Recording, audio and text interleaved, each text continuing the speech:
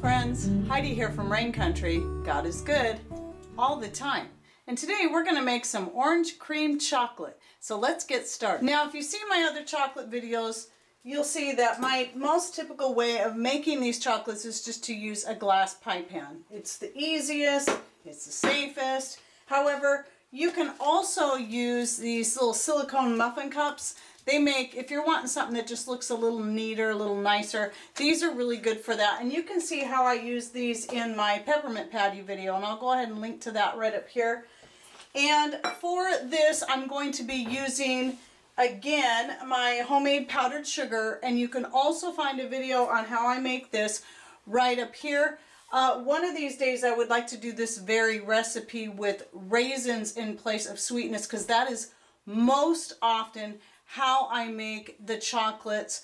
But sometimes there's just things where you don't want the raisins in there, or depending on what you're doing. And if you're wanting a good smooth texture, then I recommend going with the homemade powdered sugar. Raisins are going to be a little healthier, but this is made from all organic ingredients. It's just 2 ingredients really, and using the organic cane sugar as a base, and you can also use coconut sugar and make a powdered sugar out of that. I've done that before, so if you like the taste of coconut sugar, that is a good option. So let's get to the chocolate. Now again, I like to use the HealthWorks cacao butter for the sake of I can get a 2-pound bag for a pretty good price, and I will link to all the ingredients that I purchase below. And one of the things they're doing different now is they're making this in smaller pieces and not these big chunks, and it's actually making it easier to use. So I've got my measuring cup here on my digital scale, and so I'm going to calibrate it. And then what I'm going to do is I'm going to do a total of 6 ounces, but I'm doing this in 2 parts. So for the bottom layer, I'm going to do 3 ounces of the cacao butter. Right there, right at 3 ounces. What do you know? And then what I'm going to do, and you can use a double boiler for this, or you can just simply use a pan, keep a good eye on it, a good stainless steel pan on a low heat. You're just trying to melt it through is all you're going to do. So I'm going to go stick this on the wood stove, and then I'm going to come back and prepare the ingredients while this is melting. Now, other options you can use is raw honey for a sweetener. I don't prefer to use raw honey on the bottom layer because I found that it's more likely to stick, to separate and then stick when I do that. So the powdered sugar just gives it a better consistency. So the first thing I'm going to do is prepare my pan with a little bit of grass-fed butter.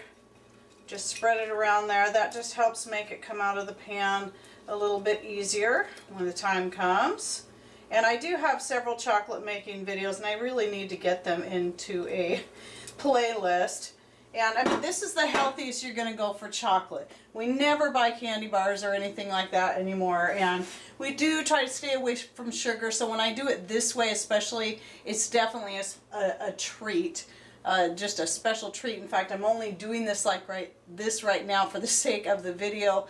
Otherwise, I'd just be using raisins for the sweetener. So if you're wanting the healthier options, I suggest doing that.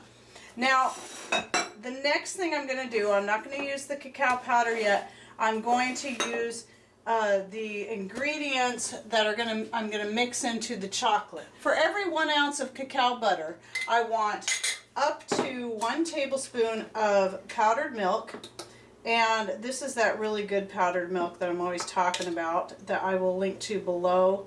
I'll link to both this one and then the one that I think is just almost as good, though not quite, but would be good enough for this. So I will put both of those powdered milks below because I like them both. I like the one for price, and the flavor is pretty decent. This one just has a slightly better flavor, but is a little bit more expensive. And then up to 1 tablespoon of whatever sweetener you're using, whether it be honey or the powdered sugar. Again, I recommend, especially for the bottom layer, especially for your white chocolate layer, that you stick with the powdered sugar. And for part of the orange flavoring, I'm using my dried orange peel, and I'm going to do just 1 tablespoon and see how that looks. I can't remember how much I used last time. It turned out pretty good. Just want to mix that in so it's evenly blended. I think I'll go ahead and put a little bit more. And I know this jar looks almost empty, but I have another whole jar. So I'm going to put in another tablespoon. Lots of orange flavor. Besides, we'll get lots of vitamin C that way. And I do have a video on dehydrating orange peels. I don't remember how I did it in that video, but you can find that right up here. That's probably where I was doing it on the wood stove, because that's usually where I do my orange peel dehydrating. And I talk a little bit about some of the different things that I use the orange peel in. Okay, and then, now this is ready to go to mix into the cacao butter when it's all melted. And then the other ingredient I'm going to use is the Now Foods orange oil. I know some people have a problem with certain essential oils. I think citrus oils, personally, don't take my word for it, but I've never had any issues with them. I have found them pretty safe. You may want to look into it for yourself. I've used orange oil and other citrus oils in different, as flavorings and different things, and have just had really wonderful results with no issues. Okay, I'm back with the cacao butter. It's all melted and I'm ready to add my ingredients. By the way, I forgot to mention over here, I'm just straining out some almond milk. And if you're interested in learning how to do any kind of nut milk, I'll post one of my videos right up here.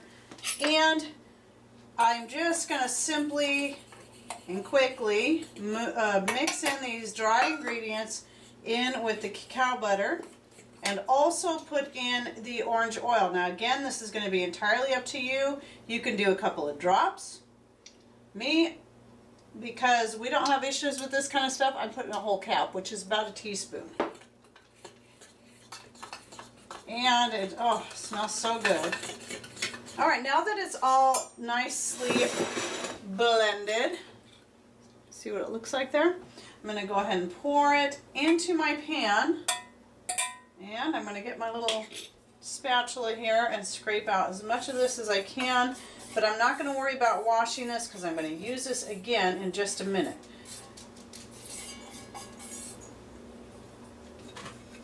Okay, now what I'm going to do is go put this in my freezer and let it set up. Okay, now for the top layer. So I'm putting this batch back on my scales and I'm going to measure out another 3 ounces of the cacao butter. Oh, just a bit more. It wasn't as easy this time. There we go. And so again, I'm going to go put this on the wood stove and let it melt, and then I'm going to come back and prepare the rest of my ingredients again. Now that I'm doing the top layer, this is going to be the chocolate layer, or the actual chocolate layer, not white chocolate.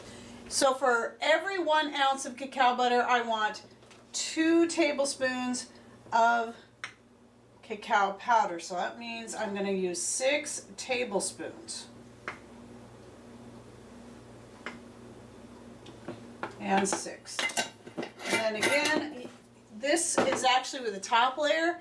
This is where you can use the honey. It will still separate, but usually it will end up, that honey layer will end up between the top and the bottom layer, and it's pretty good.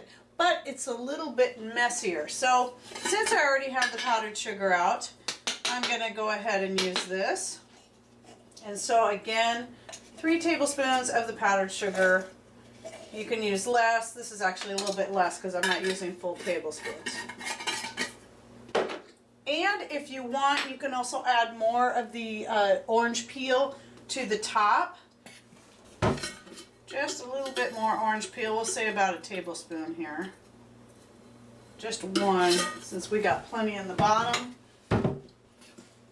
And then just mix that in. This is kind of small for this because this actually takes more of the powder than the bottom layer.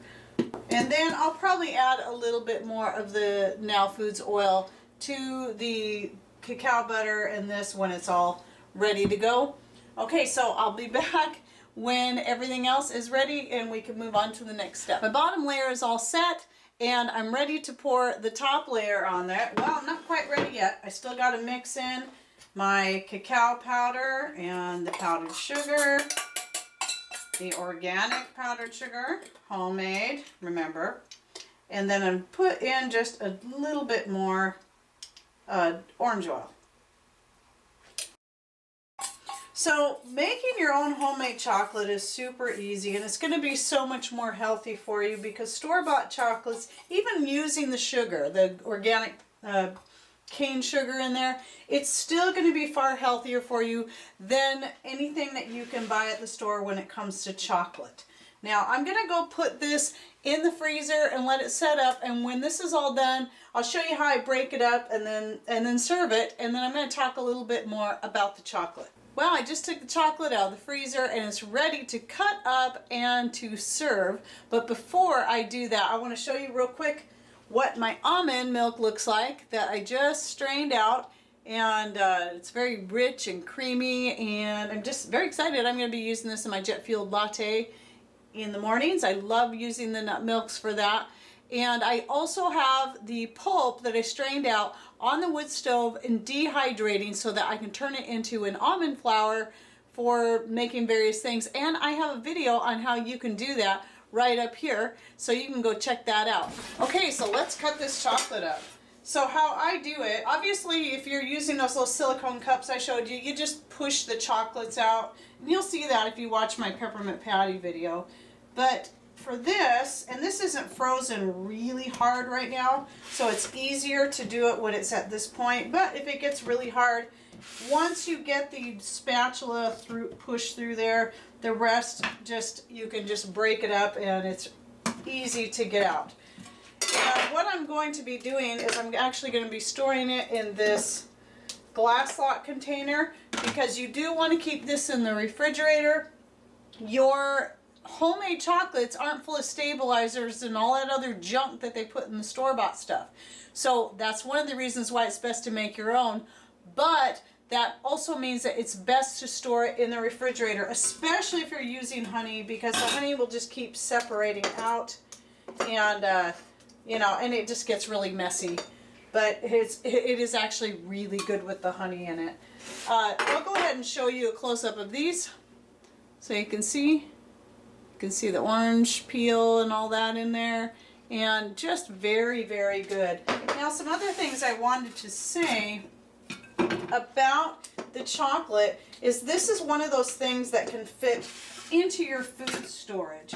So some people might want to stock up on Snickers or whatever, and yeah, those things are tasty and they're good instant energy bars, and you don't have to worry about them melting the way your homemade chocolate does. But this is far more healthy for you, and if you have all the ingredients stocked up on, such as your cacao butter and your cacao powder and whatever kind of sweetener you're going to use, even if it's just simply raisins or some other dehydrated fruit, you've got all you need, and it's really pretty easy to whip it up. This is just more complicated what I did here, but my very favorite, or I should say one of my very favorite chocolates, has only 4 ingredients, my favorite blends that I like to make, and that is the cacao butter, the cacao powder, raisins, organic, and organic coconut, and nothing more. And it tastes like a Mounds bar, only much better and much healthier. I don't add any sugar. The raisins provide plenty of sweetness. So that's the one I'm more likely to make the most, though I do still like experimenting. Like I think the first chocolate video I put out, I used mangoes. Sometimes I'll add nuts and different things like that. I've done it with almonds and whatever sounds good. So these ones are just kind of a fun way to just do something a little bit different, and I just break it up, and that's usually, I call it a chocolate bark when I serve it like that. But using a silicone mold, if it's not something you're doing all the time, it's nothing to freak out about, and it's not in there very long, and it's not heating in the silicone. You're actually chilling it in the silicone until it sets up and then pushing it out, and it's totally fine. Then you just put it in your glass lock container and it's good. So I'll be linking to that below too, as well as any of the ingredients I have that you can buy online on Amazon. Down below in the description box, don't forget to hit the show more button so that you can see all the links and our contact information below. Alright, well, I hope you enjoyed this video and that you learned something new. Thanks for watching, take care, and God bless.